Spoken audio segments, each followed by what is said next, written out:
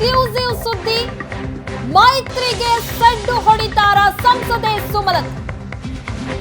ಮತ್ತೆ ಮಂಡ್ಯ ಅಖಾಡದಿಂದ ಸುಮಲತಾ ಈ ಬಾರಿ ಸ್ಪರ್ಧೆ ಮಾಡ್ತಾರೆ. ಲೋಕಸಭೆ ಚುನಾವಣೆಯಲ್ಲಿ ಜೆಡಿಎಸ್ ಬಿಜೆಪಿ ಮೈತ್ರಿ ಮಾಡಿಕೊಂಡಿದೆ.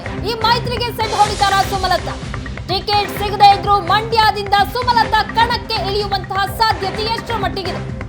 ಬಿಜೆಪಿ ಜೆಡಿಎಸ್ ಮೈತ್ರಿ ಟಿಕೆಟ್ ಮಿಸ್ ಆದ್ರೆ ಪಕ್ಷೇತರ ಸ್ಪರ್ಧೆಯನ್ನ ಮಾಡ್ತಾರ ಸುಮಲತಾ.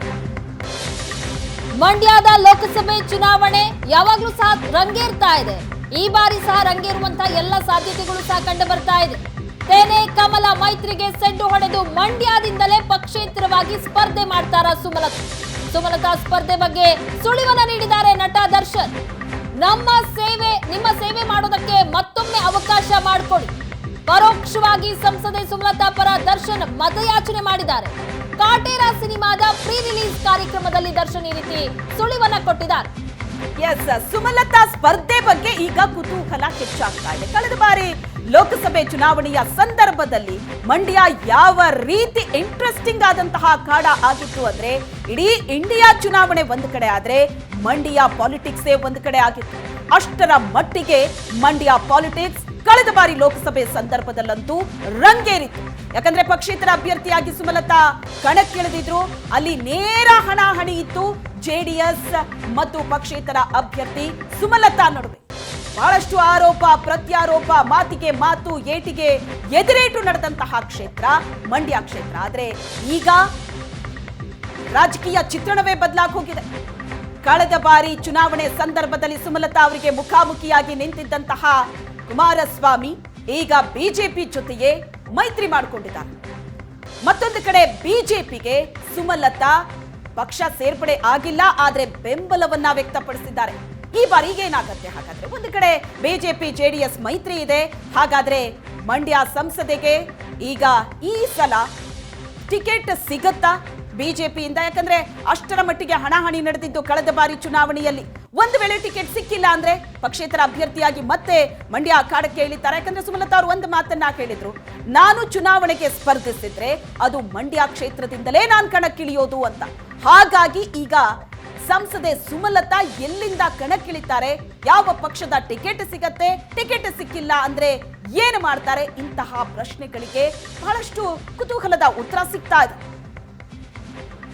ನೀವು ಪೋಷಕರಾಗಲು ಕಾಯುತ್ತಿದ್ದೀರಾ? ಚಿಂತಿಸದಿರಿ. ಓಯಾಸಿಸ್ ಫರ್ಟಿಲಿಟಿ 90,000 ದಂಪತಿಗಳ ಜೀವನದಲ್ಲಿ ಸಂತೋಷವನ್ನು ತಂದಿದೆ. 7825893601ಗೆ ಕರೆ ಮಾಡಿ. ಅತ್ಯದ್ಭುತ ರಿಯಾಯಿತಿ ಪಡೆಯಿರಿ ಹಾಗೂ ಎಲ್ಲರಿಗೂ ಗುಡ್ ನ್ಯೂಸ್ ಕೊಡಿ. ಇವತ್ತು ಈ ಸಾಂಗ್ ನ ರಿಲೀಸ್ ಮಾಡಿಕೊಟ್ಟಂತ ನಾನು ಹೆತ್ತು ತಾಯಲ್ಲ, ಆದ್ರೆ ತಾಯಿಗಿಂತ ಹೆಚ್ಚು ಸುಮಮ್ಮನಿಗೆ ನಾನು ಯಾವತ್ತಿದ್ರು ಚಿರಋಣಿ. ಯಾಕಂದ್ರೆ ಇಲ್ಲಿಗೆ ಬಂದು ನಮ್ಮ ಸಾಂಗ್ ನ ರಿಲೀಸ್ ಮಾಡಿಕೊಟ್ರು. ಕಾಟೇರ ಬಗ್ಗೆ ತುಂಬಾ ಒಳ್ಳೆ ಮಾತಾಡಿದ್ರು. ಸೊ ಸುಮಮ್ಮನಿಗೆ ನಿಮ್ಮ ಪ್ರೀತಿ, ನಿಮ್ಮ ಪ್ರೋತ್ಸಾಹ, ಆಶೀರ್ವಾದ, ಬೆಂಬಲ ಸದಾ ಹೀಗೆ ಇರಲಿ. ನಿಮ್ಮ ಸೇವೆ ಮಾಡೋ ಅವಕಾಶನ ಅವ್ರಿಗೆ ಇನ್ನೂ ಮಾಡ್ಕೊಡಿ ಅಂತ ಕೇಳ್ಕೊಳ್ತೀನಿ. ಇವತ್ತು ಈ ಸಾಂಗ್ ನ ರಿಲೀಸ್ ಮಾಡಿಕೊಟ್ಟಂತ ಈ ಬಗ್ಗೆ ಹೆಚ್ಚಿನ ಡೀಟೇಲ್ಸ್ ಅನ್ನ ಕೊಡ್ತಾರೆ ನಮ್ಮ ಮಂಡ್ಯ ಪ್ರತಿನಿಧಿ ನಂದನ್. ಈಗ ಸಂಪರ್ಕದಲ್ಲಿದ್ದಾರೆ. ನಂದನ್, ಕಳೆದ ಬಾರಿ ಲೋಕಸಭೆ ಚಿತ್ರಣವೇ ಬೇರೆ ಇತ್ತು. ಆಗ ದರ್ಶನ್ ಮತ್ತು ಯಶ್ ಜೋಡೆತ್ತುಗಳಾಗಿ ಸುಮಲತಾ ಅವರ ಬೆನ್ನಿಗೆ ನಿಂತಿದ್ರು. ಆದ್ರೆ ಈ ಬಾರಿ ಅಲ್ಲಿ ಚಿತ್ರಣವೇ ಬದಲಾಗಿದೆ. ಒಂದು ಕಡೆ ಬಿಜೆಪಿಗೆ ಬೆಂಬಲ ಘೋಷಣೆ ಮಾಡಿದ್ರು ಸುಮಲತಾ ಅವರು. ಬಿಜೆಪಿಯಿಂದ ಟಿಕೆಟ್ ಸಿಗತ್ತಾ ಅಂತ ನೋಡಿದ್ರೆ ಬಿಜೆಪಿ ಜೊತೆ ಜೆಡಿಎಸ್ ಮೈತ್ರಿ ಮಾಡ್ಕೊಂಡಿದೆ. ಕಳೆದ ಬಾರಿ ಜೆಡಿಎಸ್ ಜೊತೆ ನೇರ ಹಣಾಹಣಿ ಇತ್ತು ಸುಮಲತಾ ಅವರಿಗೆ. ಈ ಬಾರಿ ಏನಾಗತ್ತೆ ಹಾಗಾದ್ರೆ? ಒಂದ್ ವೇಳೆ ಟಿಕೆಟ್ ಸಿಕ್ಕಿಲ್ಲ ಅಂದ್ರೆ ಯಾವ ರೀತಿ ನಿರ್ಧಾರ ತಗೋಬಹುದು ಸುಮಲತಾ ಅವರು?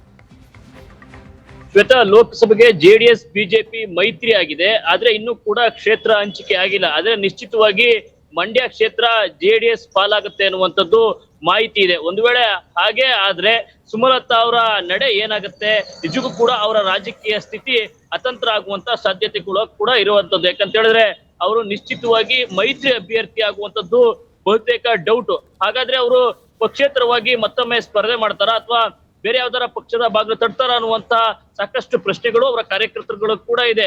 ಈಗ ಬಹುತೇಕ ಕಾಂಗ್ರೆಸ್ನ ಒಂದು ಬಣ ಸುಮಲತಾ ಅವರ ಸೇರ್ಪಡೆಗೆ ವಿರೋಧ ವ್ಯಕ್ತಪಡಿಸ್ತಾ ಇದೆ ಅನ್ನುವಂಥದ್ದು ಕೂಡ ಬಹಿರಂಗ. ಈ ನಿಟ್ಟಿನಲ್ಲಿ ಸುಮಲತಾ ಅವರು ಎಲ್ಲಿ ಸ್ಪರ್ಧೆ ಮಾಡ್ತಾರೆ, ಒಂದ್ ವೇಳೆ ಮಂಡ್ಯದಲ್ಲಿ ಸ್ಪರ್ಧೆ ಮಾಡಿದ್ರೆ ಯಾವ ಪಕ್ಷದಿಂದ ಅಥವಾ ಪಕ್ಷೇತರ ಸ್ಪರ್ಧೆ ಮಾಡ್ತಾರ ಅನ್ನುವಂತ ಪ್ರಶ್ನೆಗಳು ಸಹಜವಾಗಿ ಉಟ್ಕೊಂಡಿರ್ತಕ್ಕಂಥದ್ದು. ಈ ಬಗ್ಗೆ ಇಲ್ಲಿವರೆಗೂ ಕೂಡ ಸುಮಲತಾ ಅವರು ಜೆಡಿಎಸ್ ಬಿಜೆಪಿ ಮೈತ್ರಿ ಬಗ್ಗೆ ಮೌನವನ್ನೇ ವಹಿಸಿದ್ದಾರೆ. ಈ ಬಗ್ಗೆ ಯಾವುದೇ ರೀತಿಯ ಸ್ಟೇಟ್ಮೆಂಟ್ ಗಳನ್ನು ಕೂಡ ಕೊಡ್ತಾ ಇಲ್ಲ. ಇನ್ನು ಕೂಡ ಕಾದು ನೋಡುವ ತಂತ್ರಕ್ಕೆ ಹೋಗ್ತಾ ಇರುವಂತದ್ದು. ಪ್ರತಿ ಬಾರಿ ಕೂಡ ಯಾವುದೇ ಪ್ರಶ್ನೆಗಳು ಬಂದ್ರು ನಾನು ಮಂಡ್ಯವನ್ನ ಬಿಡೋದಿಲ್ಲ, ನಾನು ಮಂಡ್ಯದಲ್ಲೇ ಇರ್ತೀನಿ ಅನ್ನುವಂತ ಮಾತುಗಳನ್ನ ಅವ್ರು ಹೇಳ್ತಾನೆ ಬಂದಿದ್ದಾರೆ. ಆದ್ರೆ ಈಗ ಮೊನ್ನೆ ನಡೆದಂತಹ ಆ ಕಾಟೇರ ಪ್ರೀ ರಿಲೀಸ್ ಇವೆಂಟ್ ಏನಿತ್ತು, ಆ ಕಾರ್ಯಕ್ರಮದಲ್ಲಿ ನಟ ದರ್ಶನ್ ಆಡಿರುವಂತಹ ಮಾತುಗಳು ಸುಮಲತಾ ಅವರ ಸ್ಪರ್ಧೆ ಬಗ್ಗೆ ಸಾಕಷ್ಟು ಸುಳಿವುಗಳನ್ನ ಕೊಟ್ಟಿರ್ತಕ್ಕಂಥದ್ದು.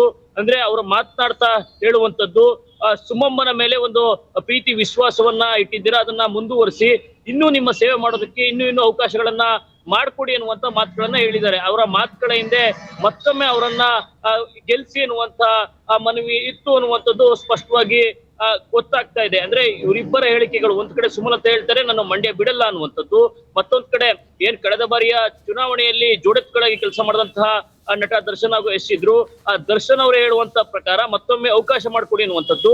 ಇವರ ಮಾತುಗಳನ್ನ ಗಮನಿಸಿದ್ರೆ ಅಂದ್ರೆ ಬಿಜೆಪಿ ಜೆಡಿಎಸ್ ಮೈತ್ರಿ ಆದ್ರೂ ಕೂಡ ಒಂದ್ ವೇಳೆ ಟಿಕೆಟ್ ಕೈ ತಪ್ಪುದು ಕೂಡ ಮತ್ತೊಮ್ಮೆ ಅವರು ಸ್ಪರ್ಧಿಸ್ತಾರೆ ಅನ್ನುವಂತ ಸುಳಿವುಗಳನ್ನ ಕೊಡ್ತಾ ಇರುವಂತದ್ದು. ಒಟ್ಟಾರೆ ಒಂದು ವೇಳೆ ಬಿಜೆಪಿ ಜೆಡಿಎಸ್ ಮೈತ್ರಿ ಖಚಿತವಾಗಿ ಜೆಡಿಎಸ್ಗೆ ಮಂಡ್ಯ ಕ್ಷೇತ್ರ ಹೋಗೋದಾದ್ರೆ ಸುಮಲತಾ ಅವರ ನಡೆ ಏನಾಗಿರುತ್ತೆ, ಒಂದ್ ವೇಳೆ ಅವರು ಪಕ್ಷೇತರವಾಗಿ ಸ್ಪರ್ಧೆ ಮಾಡ್ತಾರ, ಅದನ್ನ ಬಹಿರಂಗ ಪಡಿಸ್ತಾರ ಅನ್ನುವಂತ ಸಾಕಷ್ಟು ಪ್ರಶ್ನೆಗಳು ಕೂಡ ಈಗ ಅವರ ಕಾರ್ಯಕರ್ತಗಳು, ಅಂಬಿ ಅಭಿಮಾನಿಗಳು ಮತ್ತೆ ಸುಮಲತಾ ಅವರ ಅಭಿಮಾನಿಗಳಿದ್ರೆ ಅವರಲ್ಲೂ ಕೂಡ ಮೂಡಿರುವಂತದ್ದು. ಸಹಜವಾಗಿ ಈ ಎಲ್ಲಾ ಬೆಳವಣಿಗೆಗಳಿಂದ ಅವರ ಕಾರ್ಯಕರ್ತರುಗಳಲ್ಲಿ ಮತ್ತೆ ರಾಜಕೀಯ ವಲಯಗಳಲ್ಲಿ ಸಾಕಷ್ಟು ಪ್ರಶ್ನೆಗಳು ಕೂಡ ಉಟ್ಕೊಂಡಿರುವಂತದ್ದು. ಇದೆಲ್ಲದಕ್ಕೂ ಕೂಡ ಸ್ವತಃ ಸುಮಲತಾ ಅವರೇ ಉತ್ತರವನ್ನ ಕೊಡಬೇಕಾಗತ್ತೆ. ಶ್ವೇತಾ,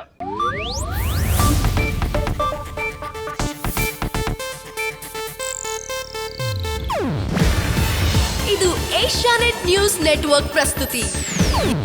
ನೀವು ನೋಡ್ತಿದ್ದೀರಾ ಏಷ್ಯಾನೆಟ್ ಸುವರ್ಣ ನ್ಯೂಸ್.